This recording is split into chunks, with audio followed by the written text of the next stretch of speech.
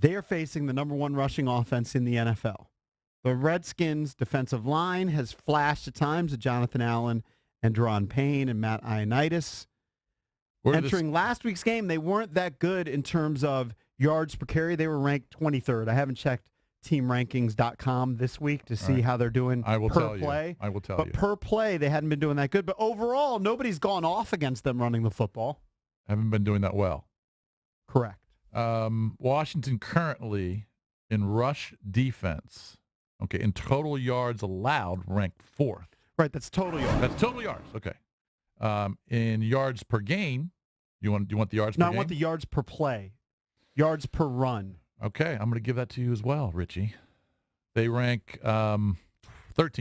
13th. I mean, they have pretty good rush defense. 4 per. Wow, that improved dramatically after last week. By the way, you mean after the Saints game? Yeah. Well, the Saints didn't have to run. The guys wide open all over the field. Cam is averaging 9 carries per game. So be ready for him to carry the ball 10 times at least. Be ready to shut that down. So you have That's moved your prediction cakes over to the Carolina side. 100%.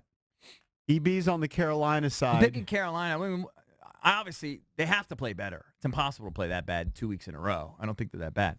But, yeah, I'm taking Carolina. Even though this is the typical ideal bounce-back spot for Jay Gruden. Once his team lays an egg, somehow he gets them to perform the following week. I'm running counter to that. I won't be surprised if they win. I won't be surprised if they win. Alex Smith plays better. The Redskins get a better balanced offense. Up. He'll have a game similar to week 1. But getting close. But the Redskins come up short. By the way, the teams just don't run against the Skins. There are only 3 teams in the league that have less than 100 rushing attempts against them. It's Washington, Carolina, and Chicago. Actually, Tampa, too, so that's 4. Because they see, well, first of all, they do have. I mean, possession could be in play Some here. of that. Well, they pick on the secondary. They pick on the secondary because that's the obvious. I mean, look, you got Payne and Allen and Ioannidis. There's kind of impressive guys there in the middle. On the same level. It's easier level. to pick on the no secondary. No one's really running against Carolina either, although they are worse per play or per attempt. They're allowing 95 yards per game rushing, so it's right around the same neighborhood. But as do the you Skins. have the yards per? Because remember the yards per rush. Yeah, that's what he brought up. He said it's down to 4. 4. Down to 4. It was 4.6 entering the Saints game. Now, Carolina allows 4.6 per attempt against them. So if you can kind of exploit that. So AP should have a big game if there's decent blocking. If he can stay healthy. The Redskins' offensive line is a weird bunch to me because they got dominated by the Colts. Like, you just see it. I'm going to give out physical last week because he was coming off a surgery. A burst of sack. He had a surgery in the bye week. Okay, but so he obviously wasn't ready. All 5 guys were getting pushed back. Yeah, I don't. They were getting pushed back into Alex Smith's agree. face. I'm just giving Trent. Guys, the other guys just aren't that good. I mean, we keep hearing that Brandon Sheriff is banged up, but he's out there every week. I think what you say is more correct. They're just not that good. They're not that good. There's an undercurrent of people, and it's a quiet voice out there. But there is sort of this undercurrent of people that think that Brandon Sheriff's overhyped. Yes. You can dive into any people that think that. You can dive into any statistical category and create an argument.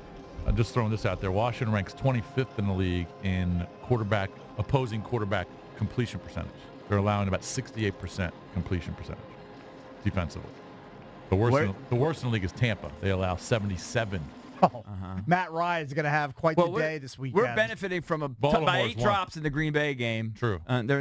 Just on the flip side, Baltimore ranked number 1 in the NFL, 54%. Now, I will say this. I don't know if you guys saw this video that was out there, but one of these sites that breaks down matchups. I think I know where you're going. Is defending Josh Norman? It was Josh Norman against Michael Thomas in their one-on-one matchups, and I'm not sure that he caught a ball. That's what Norman was saying in his back and forth Twitter war and with I watched Michael Thomas. the whole thing. It wasn't overly impressive or anything. I still think that I kind of agree with. I think it was Charlie said I'd like to see Josh be more physical at the line. He'll get up to him. Right. And then he just lets him run off the line. The problem is Josh Norman wasn't matched just on Michael Thomas. No, correct. And we know the big plays that he gave up. The touchdown pass to the tight end was his responsibility. 100%. And he bit on the play fake. 100%. And then the touchdown pass, which was Drew Brees breaking the record, he out when he on the flat route and let the guy go Smith deep. wide But on it him. shows you how precarious that position is because he could have played those other 23 or 24 plays Yeah. perfectly, and then just 2 blown plays or whatever, and it looks like you're the worst player in the country. Right. So it's a little unfair. Be more physical, but that's not who he is. The problem is he just has enough plays during his tenure that you remember. He doesn't have that many picks.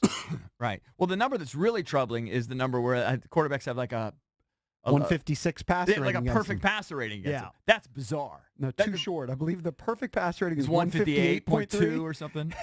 and passer quarterbacks against him are That aura of 156.3. being afraid to throw his way is dissolving. Right. It's going away.